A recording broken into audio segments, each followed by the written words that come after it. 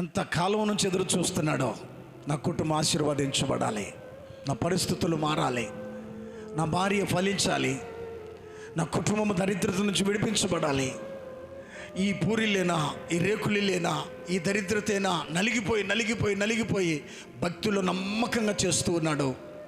ఒకరోజు రానే వచ్చింది. రాజు అంటున్నాడు, ఈ మందసాన్ని నా ఇంటికి తీసుకుపోతే దారిలోనే మరణం సంభవించింది.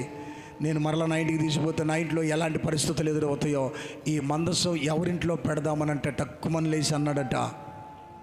ఒబేదేదోం ఏమన్నాడు? మందసం నా ఇంట్లో, ఒరేయ్ మందసం ఇంట్లో ఉండాలంటే పరిశుద్ధత ఉండాలరా, దైవభక్తి ఉండాలరా, యథార్థత ఉండాలరా, నమ్మకత్వం ఉండాలరా. ఒబేదేదోం అంటాడంట, అవన్నీ నా ఇంట్లో ఉన్నాయి. దేవునికి స్తోత్రం.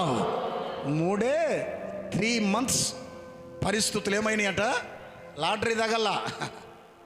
ఏమండోయ్, లాటరీ తగల్లా. దేవుడే ఆ ఇంట్లోనికి దిగి వచ్చాడో. నేను అంటాను, నమ్మకస్తుల్ని, యథార్థవంతుల్ని మనుషులు గుర్తించకపోవచ్చు, నా దేవుడు గుర్తిస్తాడో.